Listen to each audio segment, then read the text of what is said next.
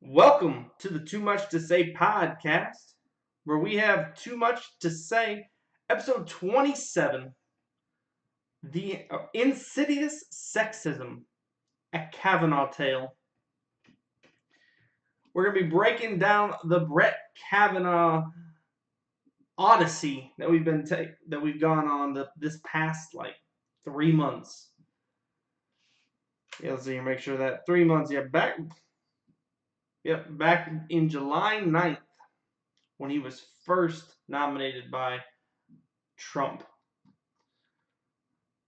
But we are live on twitch.tv/2m2s. So if you're catching us on the podcast, feel free to join us. I think next week's going to be a Wednesday. I might have to switch things up. No, it's going to be Monday. Excuse me. We're going to be doing an NBA preview. We got to do that on Monday, the day before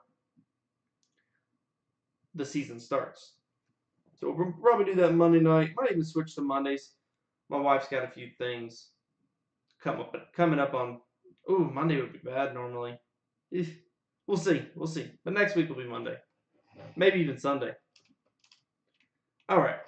But first, let's hop into the weekly random. This is going to be a little different. This week's subject is of a political nature. So our weekly random is going to be sports. So starting off, we're going to start into the MLB playoffs, which have been going over the past week.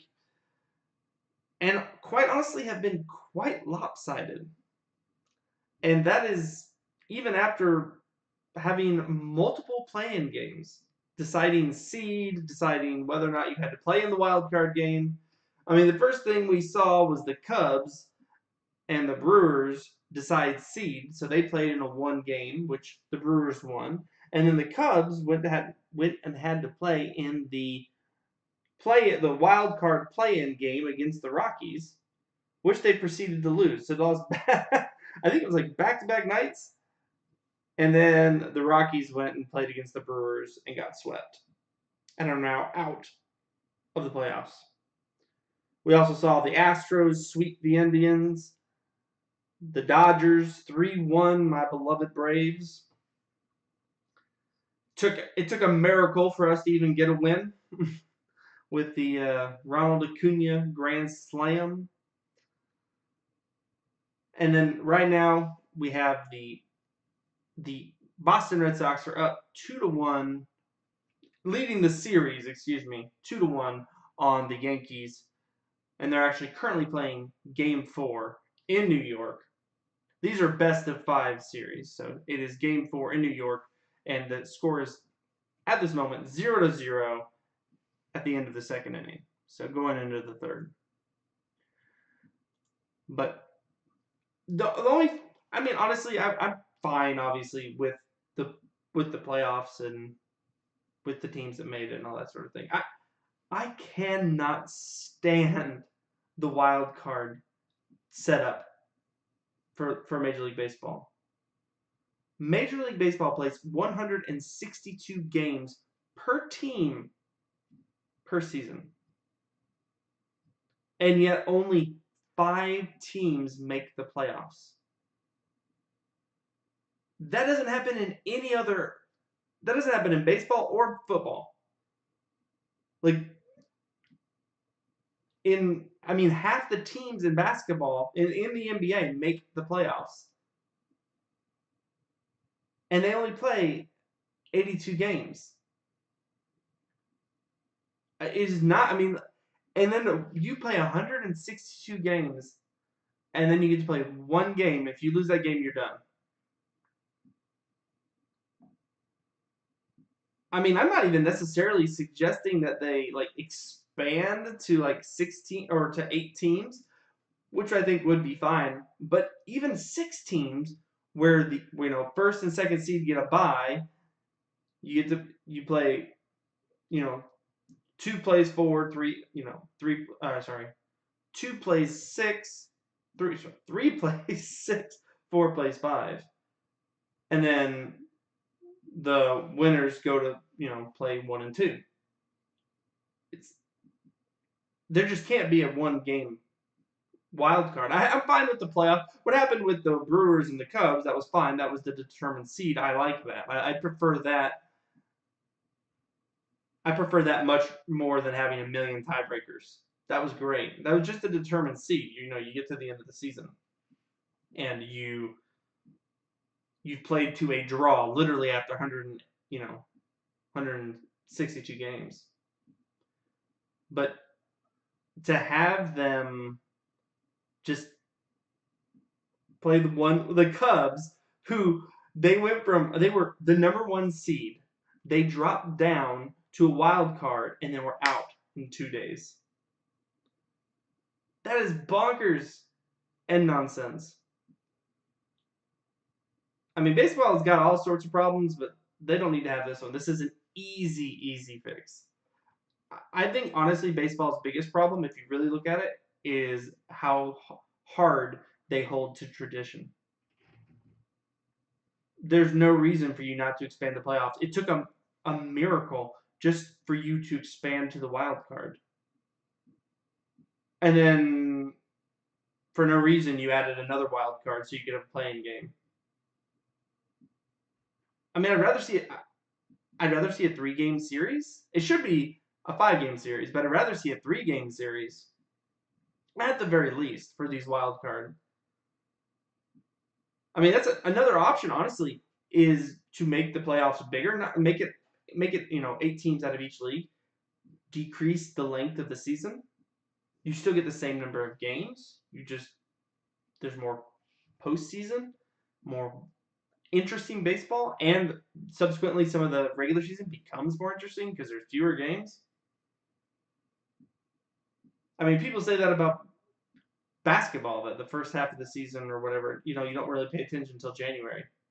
And there's only 82 games. Baseball, there's almost double that. Anyway. All right, so week 5 in the NFL, I told you last week we're not going to cover it. I posted my rankings. The Too Much to Say rankings are on Twitter. You can catch them on my Twitter. It's at Real Sam Shannon. Basically, it's just that normal. It's the infographic, shows plus minus, all that sort of thing. If you have questions about them, a little bit of detail in the message, but if you have more questions about it, I can go deeper, just on DMs on Twitter or just on that post. But that's at Real Sam Shannon.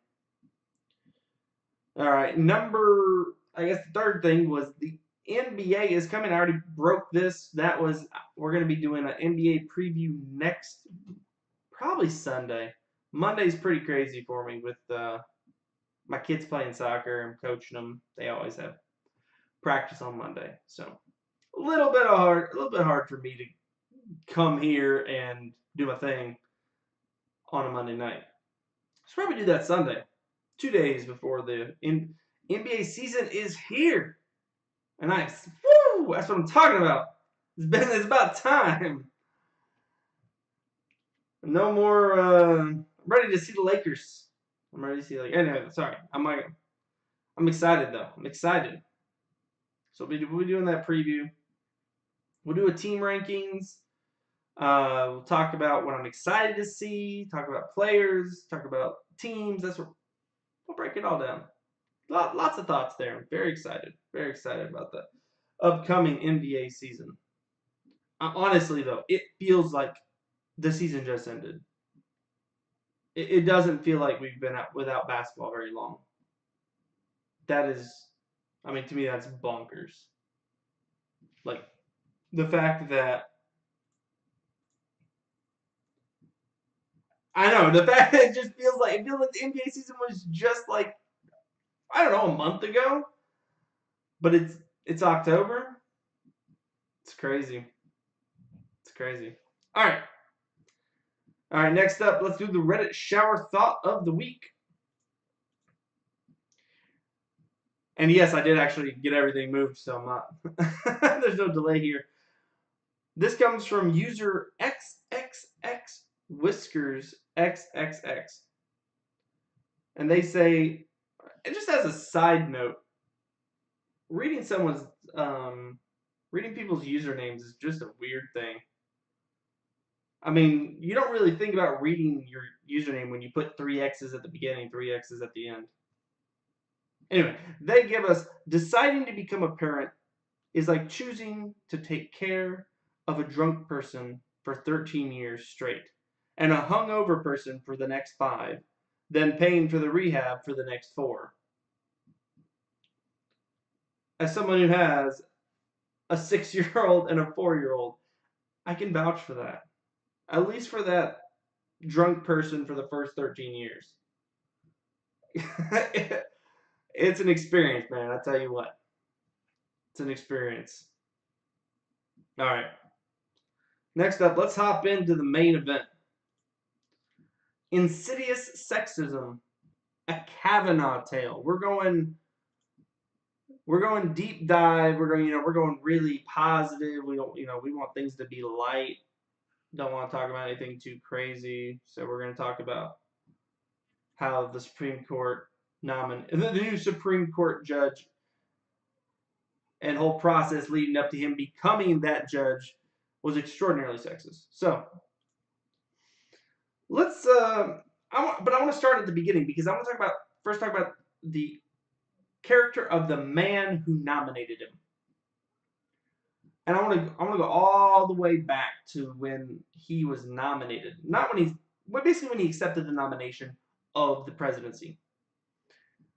Because at the end of the day, at the end of the presidential nominations, Republicans basically that was the kind of clarifying moment. That was their opportunity, if you will, to either reject Trump and everything that he stands for, and then just basically just lose the presidency. If they had rejected Trump and kicked him to the curb and replaced him at the Republican National Convention, despite him basically winning all these different delegates, the committee still had the opportunity to get rid of him.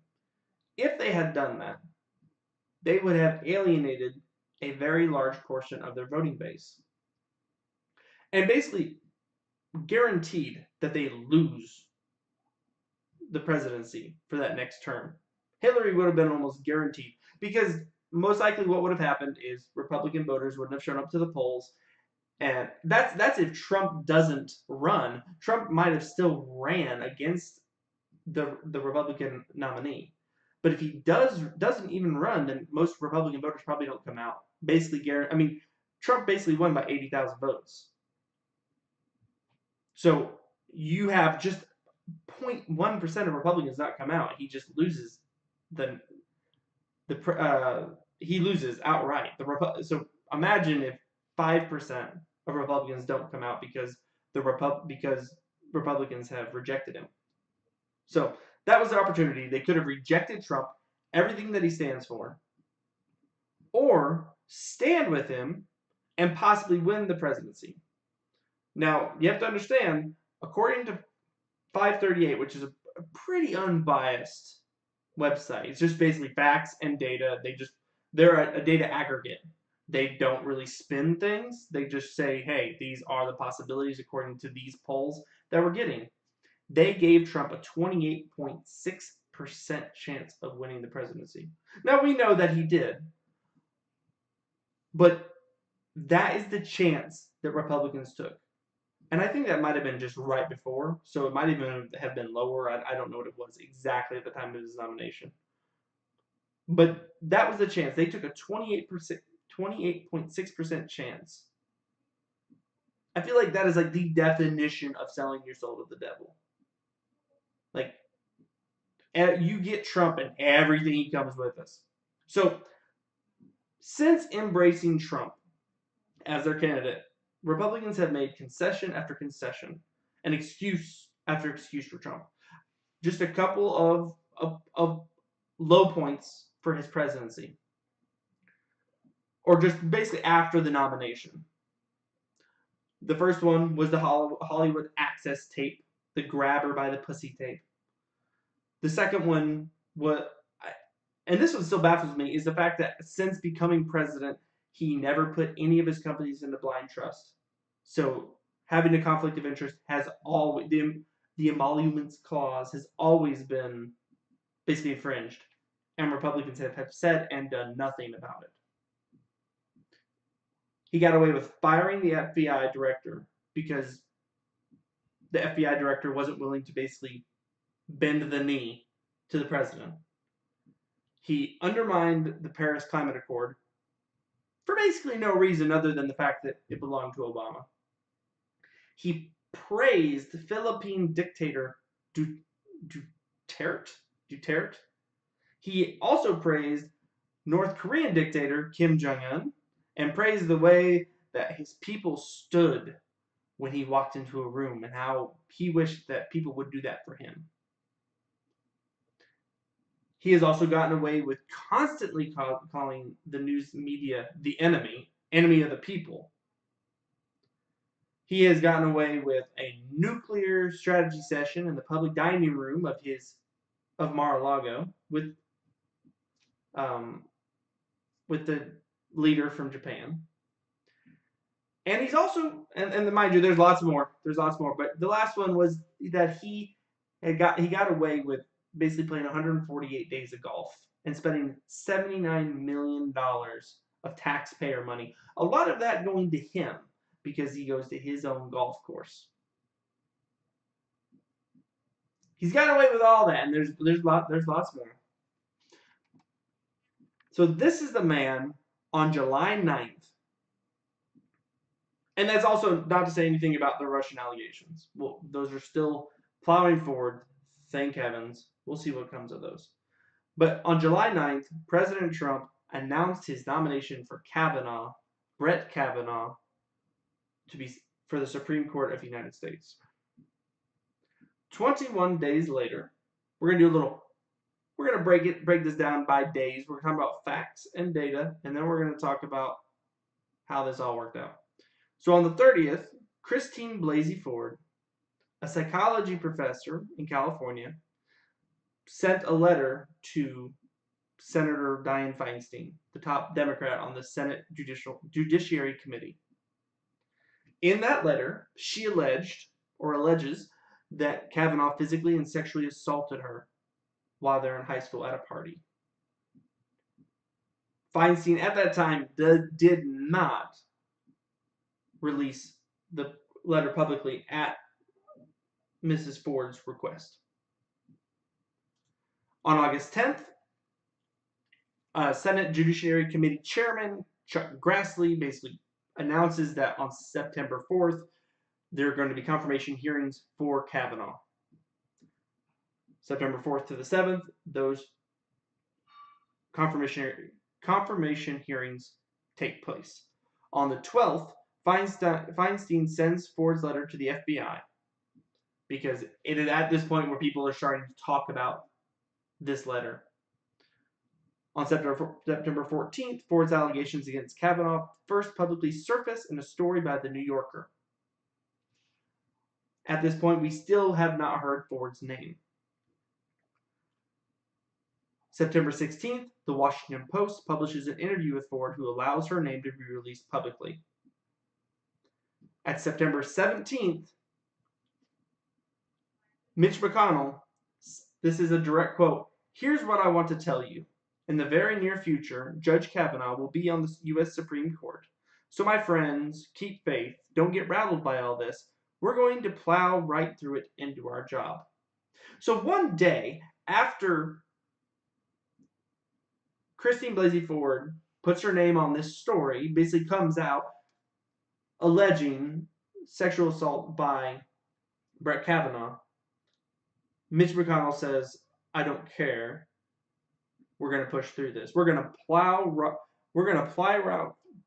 right through it and do our job." I mean, I don't know if there's anything more explicit than that saying, "I don't care what she has to say." Anyway, 17th through 22nd, attorneys for the Judiciary Committee negotiate with Ford's attorneys after Ford says she will not be ready to testify on the 24th. She ends up, And on the 23rd, she agrees to the 27th. And Deborah Ramirez comes out. A second woman comes out with an allegation against Kavanaugh. Separately, a third woman comes out by attorney Michael Avenatti, saying that there's a third allegation, third woman with information on Kavanaugh.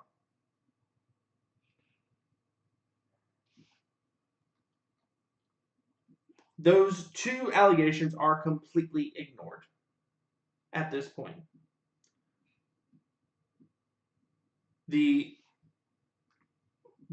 Basically, for the next few days, from the basically 24th, 23rd to the 27th, there's just basically blathering on both sides until the 27th. We get to experience the Kavanaugh and Ford hearings, where they testify both about what happened back in the 1980s at the house party.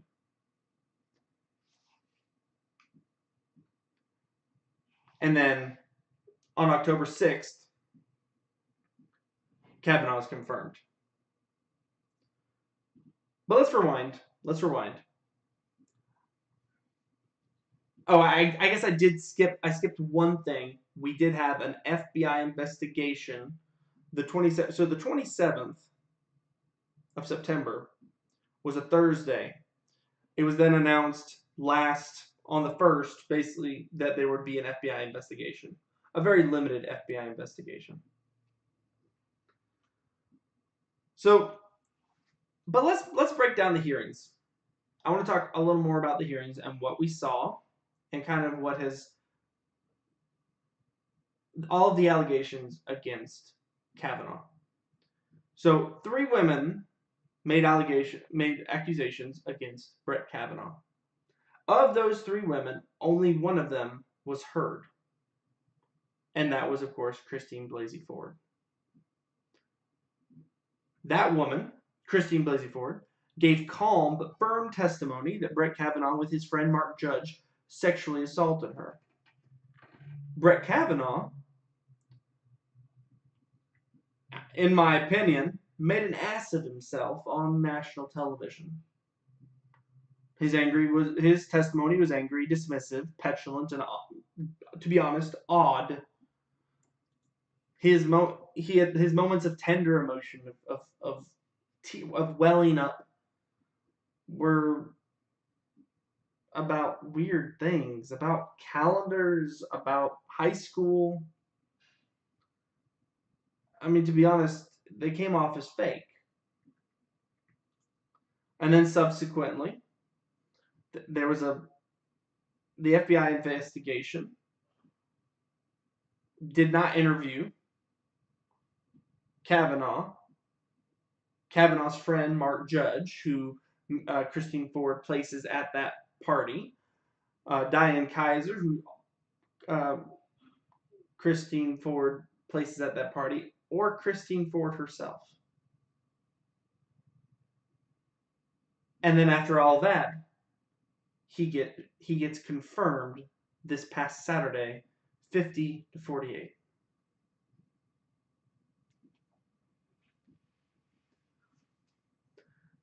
Now, I titled this Insidious Sexism, a Kavanaugh Tale for a reason.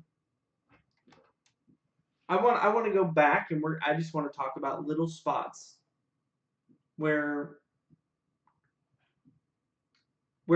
things basically should have stopped.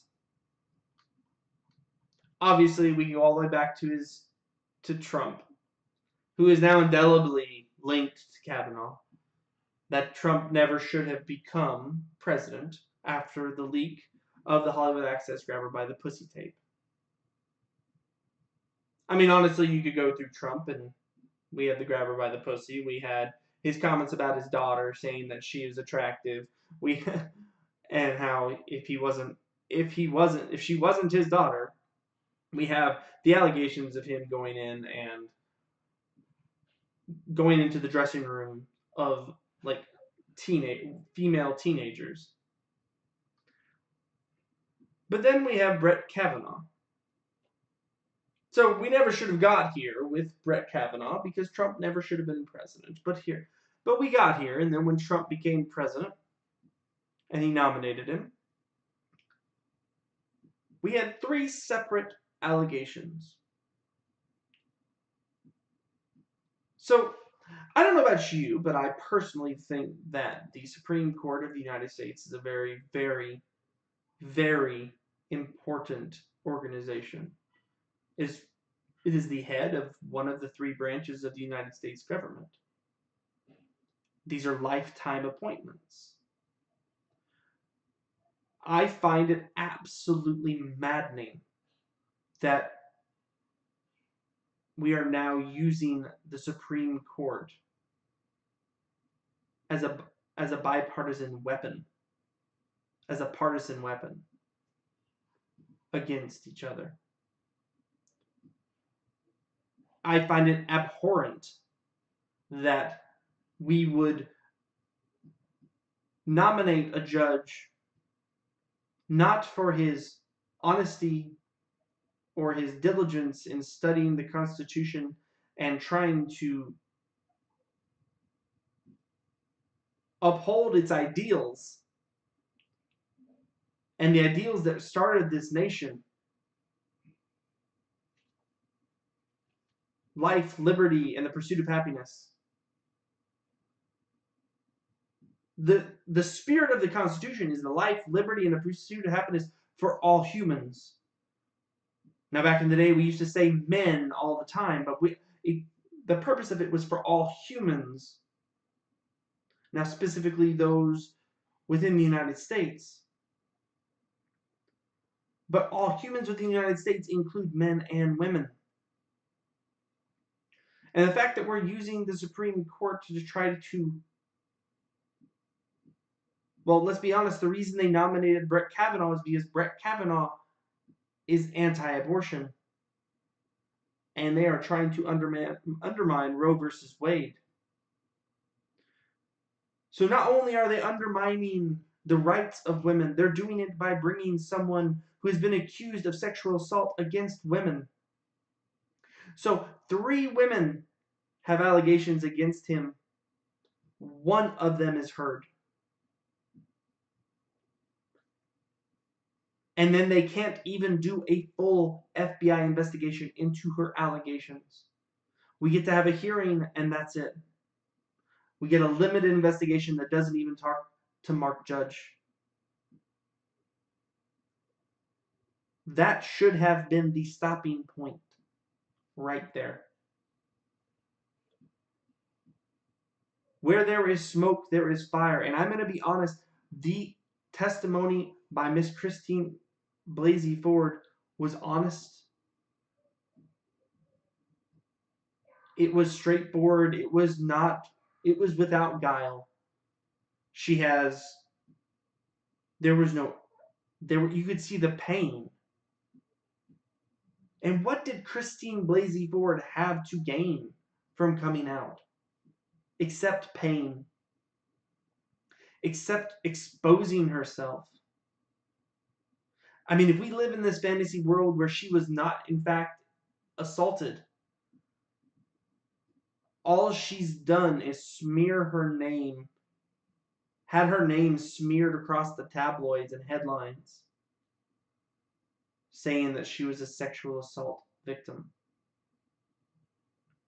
How painful is that? Why would she...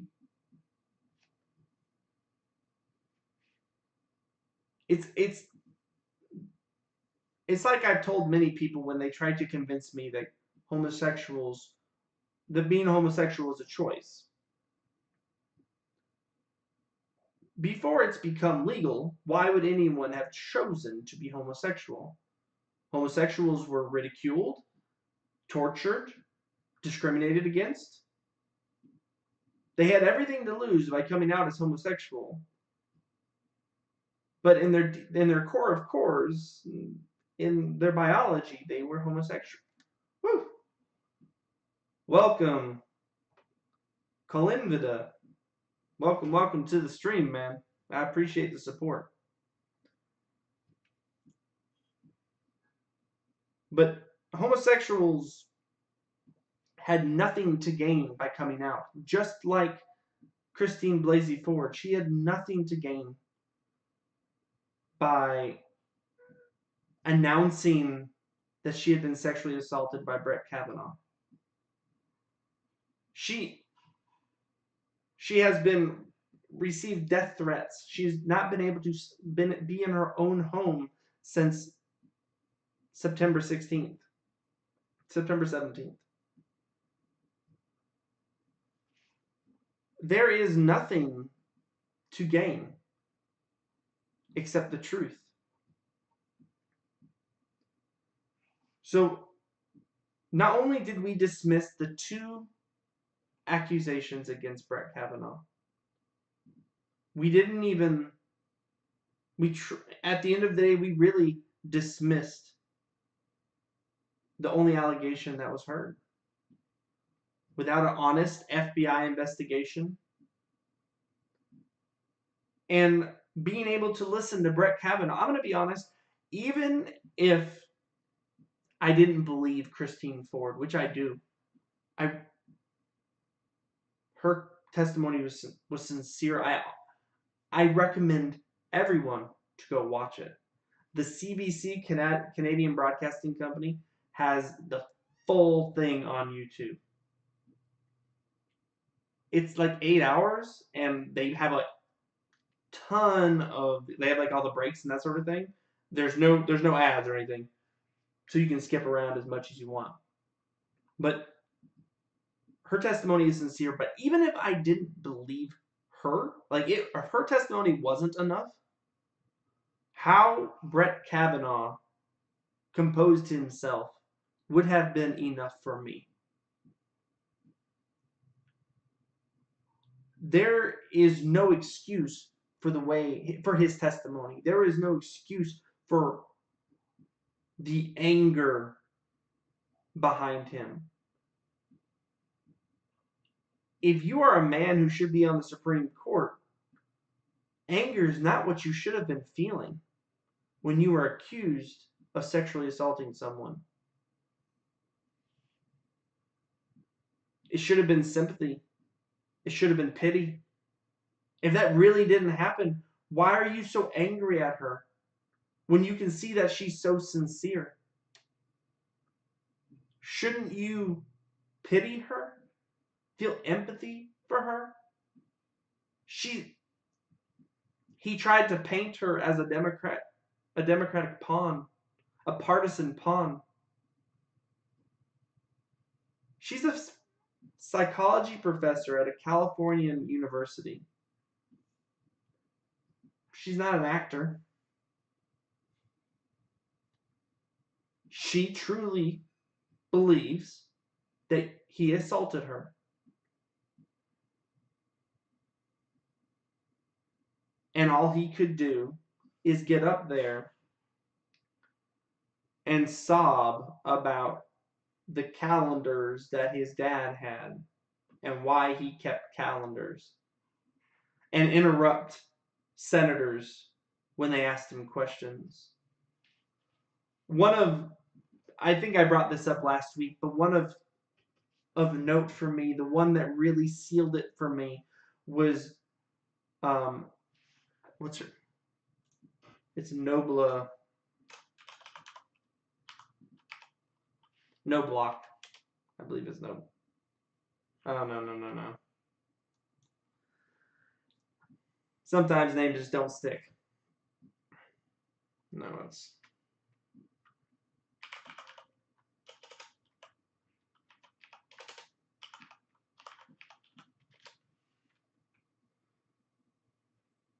No, I can't find it. But it was a congresswoman, or I believe a senator, actually. I guess they're all she'd still be a congresswoman. She was asking him about whether or not he had gotten blackout drunk. And his response was, have you? This is not his first rodeo. Sure, it's probably his first hearing where he's been the person questioned, but by no means is this the first time that he has sat in front of a hearing. He's been a federal judge, and yet all that he could do is get angry and ask his questioners if they have, and not be able to give straight answers, and praise beer. I can't tell. I'd love to know the count of how many times he said that he liked beer. I should have counted it while I was watching, just so I could report on it. But there is nothing acceptable about how he composed himself. And yet, on October 6th, he was voted through 50-48. If that is not sexism, then I'm going to be honest, I really don't know what is. Thanks, Reginald, man. You keep him every stream, brother. Every stream. I appreciate the 1,000 bits, man.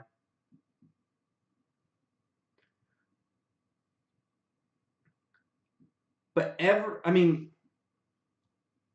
you have you have 3 women, you dismiss 2 of them, and then one of them gives sincere testimony. And then you compare that testimony to an angry, dismissive, petulant man who, quite honestly, he seemed to be forcing these sob moments to try to validate his testimony. Sobbing as he mentioned girls who he talked to, sobbing when he was talking about the calendars that his dad had, and that's why he kept the calendar. And you're going to say this calendar validates your side of the story?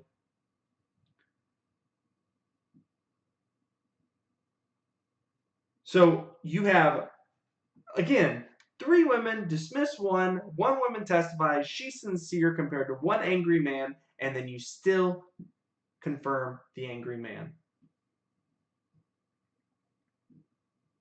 I mean, I'll be honest, that's madness. That's insanity. That's sexism.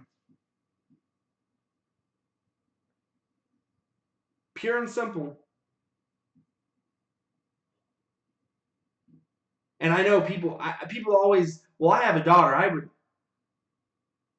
You are doing a disservice to your daughter and the daughters of everyone. I have a daughter. She is strong. She is fierce. And if something ever happened like that to her, how can you not believe her?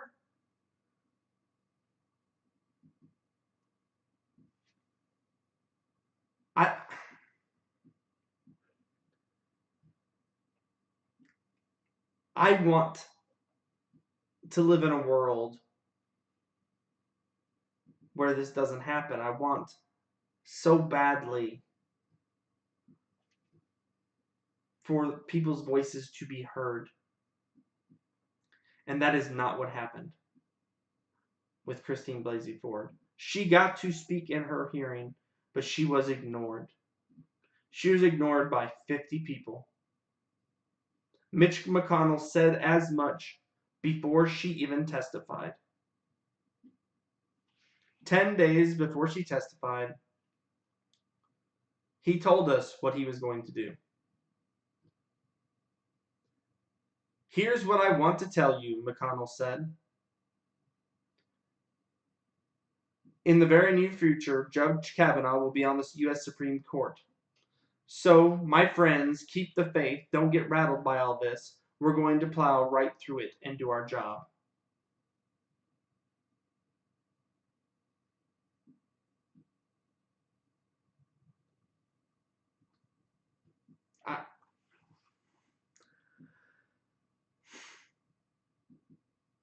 America deserves better.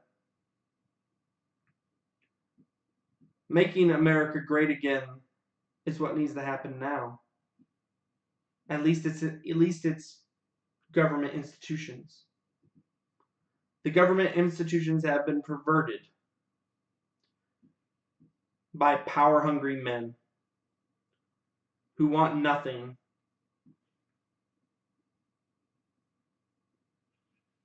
but to push their agendas and the agendas of those who support them financially. Not to do what's right. You can't argue that it's right not to listen to the other two women. You can't argue that it's right to not give a full FBI investigation of sexual assault allegations against the Supreme Court nominee. You can't say it's right to openly proclaim that you're not going to listen to what a woman has to say regardless. You can't say it's right for a Supreme Court nominee to get in front of national cameras and speak down to the woman who's asking him questions. Every step of the way, Brett Kavanaugh has proved himself a sexist, and then people found it hard to believe that he would have committed sexual assault. That's what I saw.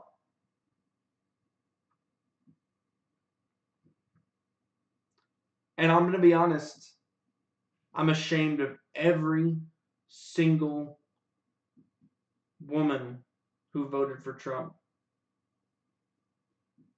You voted for an admitted, at least attempted sex offender who has cheated on his wife repeatedly. And every woman who supports Brett Kavanaugh over a fellow woman. It is absolute madness. And it's like poor people voting Republican. You're working actively against yourself. Actively against your best interest. It is truly sad.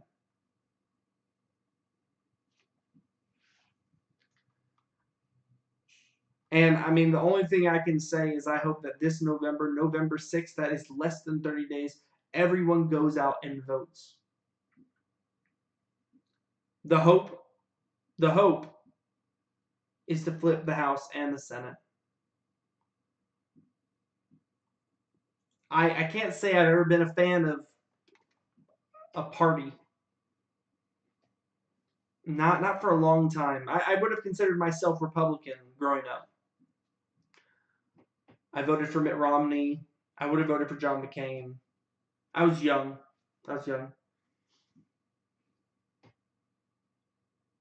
They are not equivalent. The parties are not equivalent, not at this moment. Maybe they will be in the near future. Not in the near future. In the future sometime. But right now, everyone needs to go out and vote Republicans out of office. It is that simple.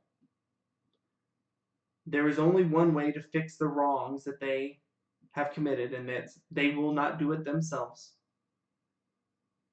We need to go and vote for your Democrat congressman or woman or senator and help starting to fix the United States, the government. We can do that one vote at a time, and get your friends and family. We're gonna need all the help we can get right now. 538. I think it says there's like a 22% chance or something, 25% chance to flip the Senate. It can be done, but we're gonna need help. Everyone, please go vote. I know it takes time. You may not even get the time off from your work. You might have to take a day off. You might have to lose pay. Please go vote. If you have to do a write-in, do whatever you can. to make it so that you can put in a ballot this November. I appreciate you listening to me. I appreciate you spending your time with me on Twitch, on listening to me on the podcast. We're on Spotify, iTunes. I appreciate. Please get the message out that we need to vote.